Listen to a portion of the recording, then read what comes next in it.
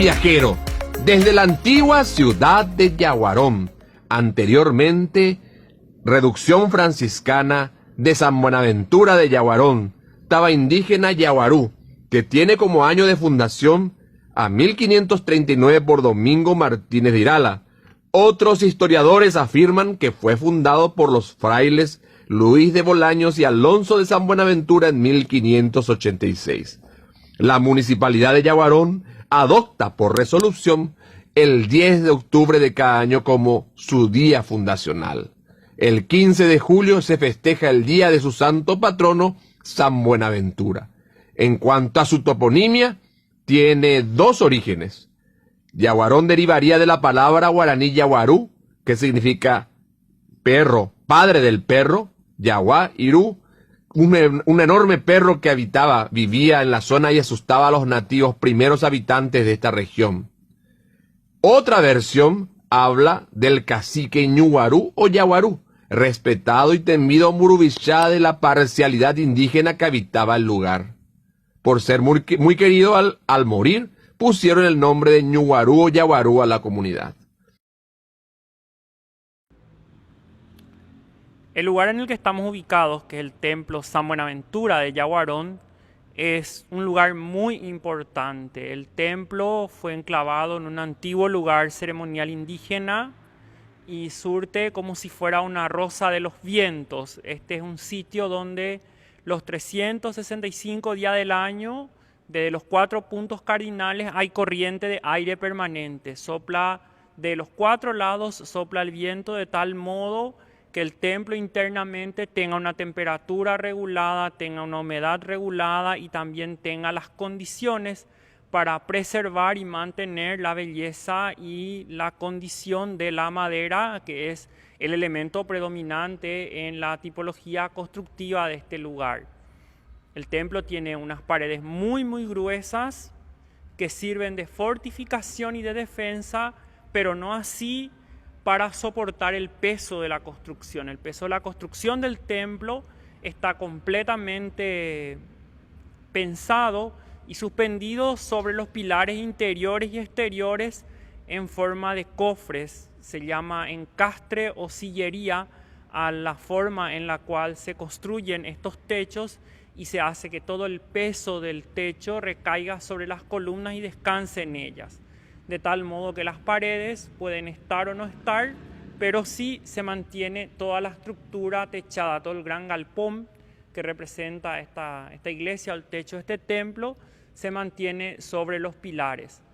La tipología constructiva es también muy colonial del Paraguay, se le llama Ogallecutú, que es una casa grande a 2 aguas que reposa sobre sus horcones el peso de su techo, y también emula las grandes casas de oración de los indígenas, que eran los cotiú o los opú, los grandes lugares ceremoniales que los indígenas tenían, muy espaciosos para poder reunirse, danzar y orar de acuerdo con sus rituales y sus pautas religiosas. El templo en sí mismo tiene una gran cantidad de elementos simbólicos que hablan por un lado de la espiritualidad de los franciscanos en particular, porque es muy pobre por fuera, pero al entrar uno se encuentra con un sitio magnífico, bellamente decorado e imponente, que habla de la riqueza interior que debe de tener todos los cristianos. Debe de ser pobre por fuera y pero muy rico por dentro. El altar mayor que tengo a mis espaldas es como un gran catecismo abierto que habla de las verdades de la fe cristiana, desde la Santísima Trinidad, el Dios Creador, que sostiene su obra en las manos y con la otra bendice todo lo creado. Las columnas, que son 4 en total, 2 de ellas, las que se ven hacia las paredes, están como que terminadas en unos arcos rotos donde se sientan 2 vírgenes mártires que son la verdad y la justicia, cuya plenitud se alcanza en el reino de Dios, a los costados del Padre Eterno, la encarnación del Verbo, y por el otro lado a San Rafael, el auxilio del peregrino, que es el arcángel que tiene el pescadito en la mano. Entre columnas podemos ver por un lado a San Miguel, el patrono de la Iglesia Universal, y por el otro a San Buenaventura, el patrono y la devoción más difundida entre los franciscanos en su época, que es San Buenaventura y que fue después consagrado como patrono de la ciudad de Yaguarón. En el centro del altar se puede ver en el fondo a San Pedro en la puerta angosta, en la puerta del cielo, y a la Inmaculada según la visión del Apocalipsis, una mujer con el sol como corona, con el cielo como vestido y con la luna bajo sus pies, una mujer joven y embarazada. En la misma línea de la Inmaculada, si observamos arriba, tenemos al Espíritu Santo suspendido en ese lugar, y en el centro del altar encontramos al Sagrario, también según la misma visión del Apocalipsis. Es el Cordero degollado con los libros de la vida bajo sus pies y millares a su alrededor cantando el santo, el famoso himno del santo, santo, santo. Santo es el que era y el que ha de ser. Y finalmente la mesa o el ara, el lugar donde se celebra el sacrificio de la misa. El templo también físicamente tiene tres espacios muy importantes. El espacio que está aquí donde se encuentra el altar es el lugar santo de los santos. El lugar santo sería el lugar que ocupa el pueblo y el lugar santísimo sería el lugar más alto, el lugar donde está el sagrario, el lugar donde se encuentra la nueva alianza, que es justamente la Eucaristía. El cuerpo de Cristo resucitado es nuestra nueva alianza, es la promesa verdadera hecha hombre. De ese tipo de elementos nos habla esta iglesia desde la fe cristiana y desde sus muchos simbolismos. Por otro lado, podemos hablar también de la belleza del arte. Esta iglesia es fruto de la fusión del arte barroco hispano-guaraní. Con José de Sousa Cavadas viene el arte barroco, contratado por los franciscanos y después trabajando ya con los sacerdotes seculares. Él diseña estos templos, les da una forma, también educa y prepara la mano de obra indígena necesaria para llevar adelante la obra, y ya son los maestros indígenas los que construyen y terminan esta obra. Ustedes pueden ver que en contra de lo clásico y del Renacimiento, el barroco establece un diálogo sobre la riqueza y la exuberancia de la naturaleza. Entonces, en todo el templo se puede ver la belleza de la naturaleza y particularmente de la naturaleza autóctona. Flores de pasionaria, umburucuyá, de lirios del campo, de flores del campo y de estos pilares internos que emulan a grandes cocoteros o a grandes palmas, que son el sustento alimenticio más importante que se tiene en estos lugares. También uno puede ver la belleza y la imponencia del dorado, hablando de la realeza, hablando del poder, hablando de la gracia, del amor divino, de los destellos de Dios, y por otro lado la exuberancia de la decoración, lo riquísimo y lo simbólico de la decoración, que es de lo que nos habla definitivamente el barroco, ¿verdad? Por otro lado, en este sitio tenemos una bóveda de medio cañón que refiere la leyenda que las bóvedas se armaron con restos de costillas de ballena.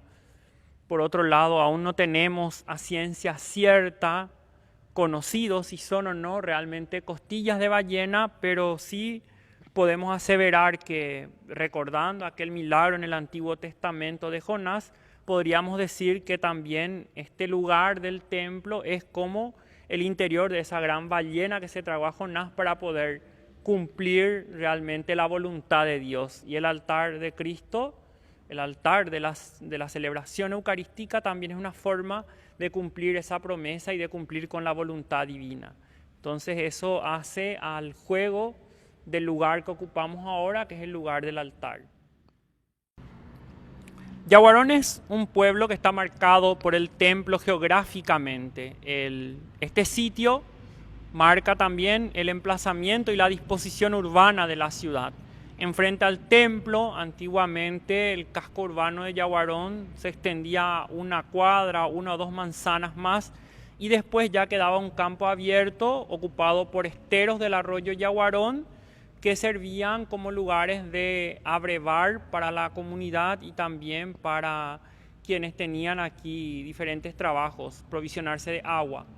Detrás del templo comenzaba todo el emplazamiento de la gente, las casas, la disposición de las casas, las cuadras, las viviendas, comenzaban a desplazarse detrás del templo en particular.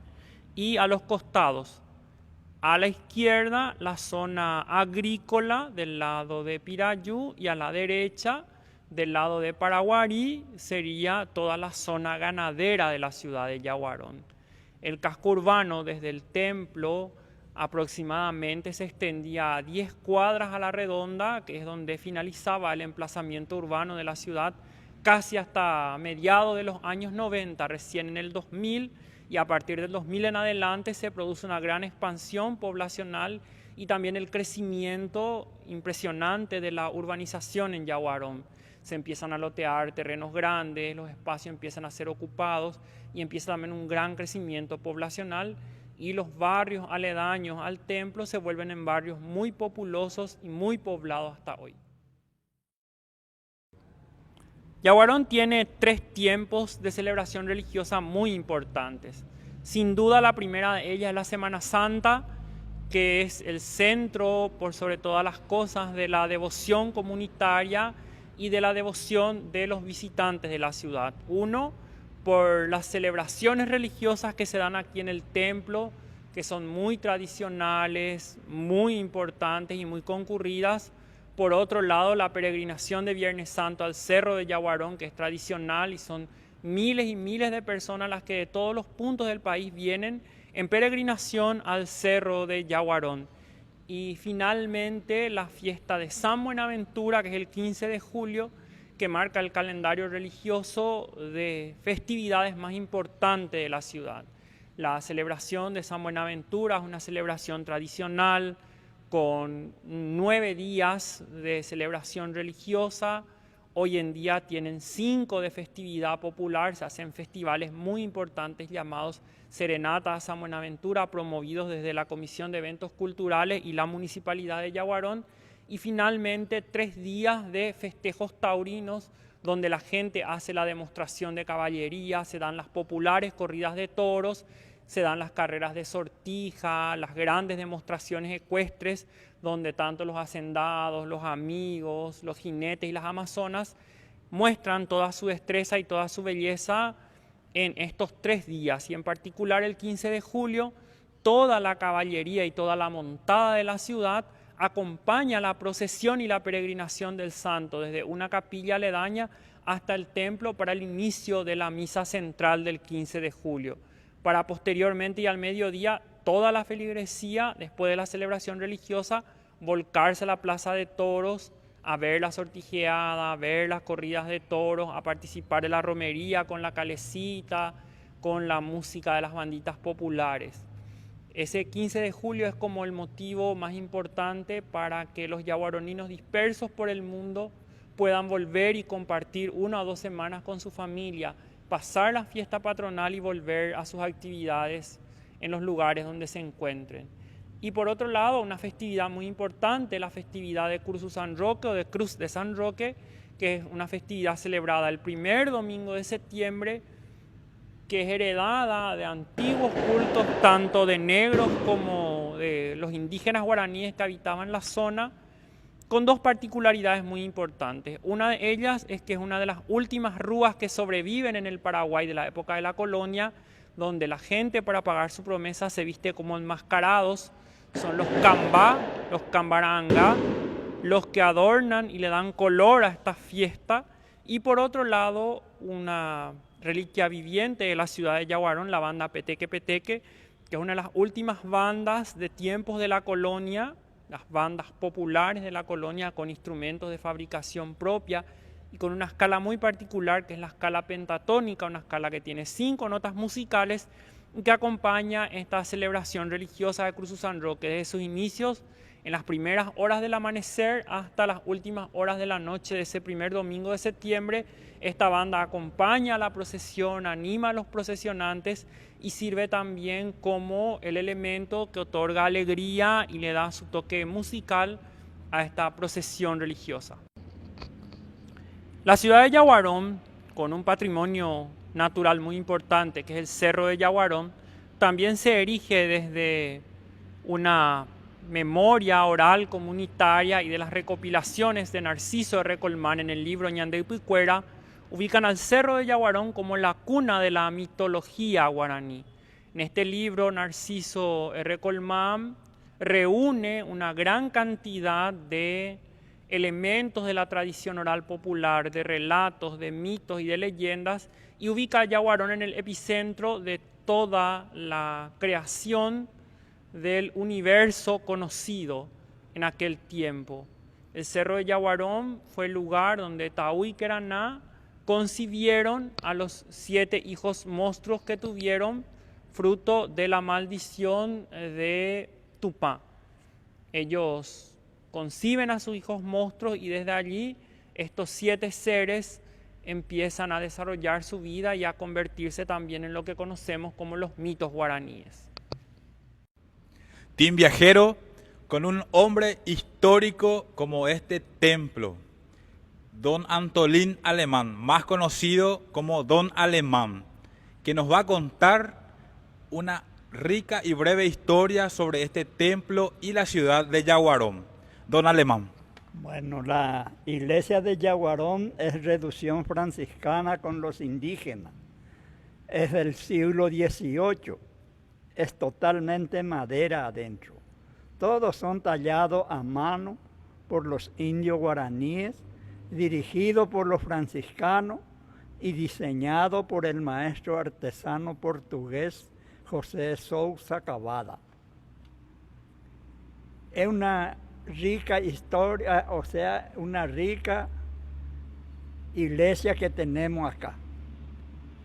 Todos los habitantes estamos procurando de mantener y conservar nuestra historia, porque este es de nuestro antepasado, tenemos que valorar todo, no es de los yaguaroninos nomás, es de todo el Paraguay.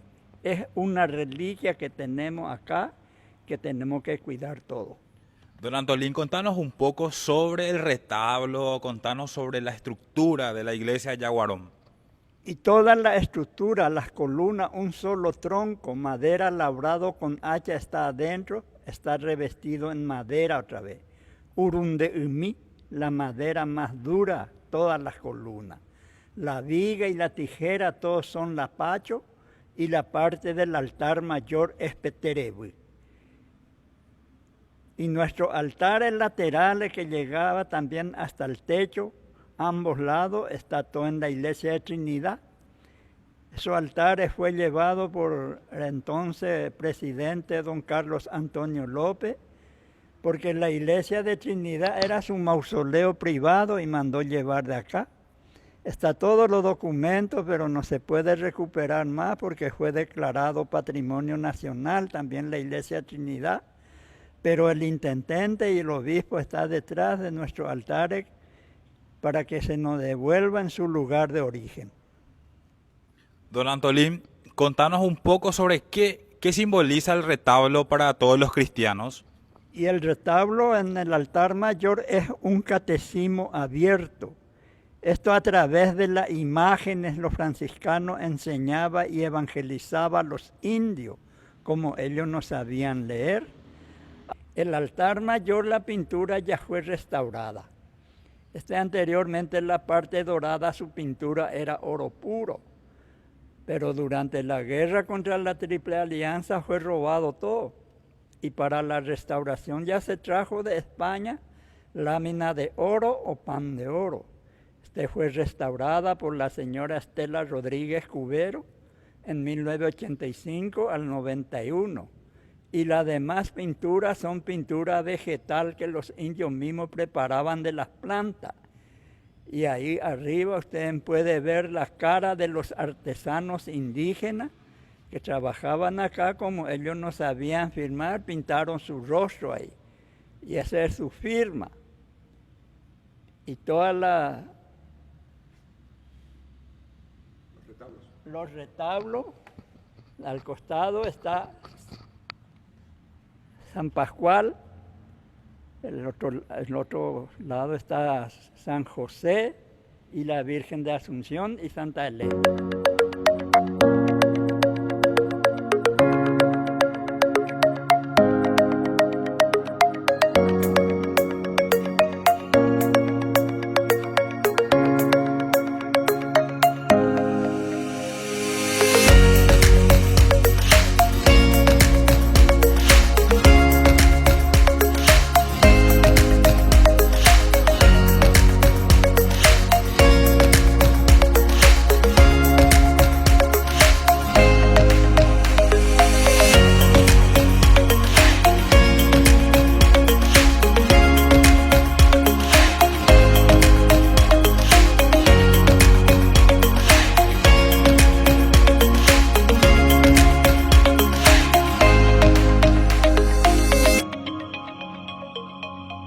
Ciudad San Buenaventura de Yaguarón. Bella tarde con los nuevos integrantes del Team Viajero.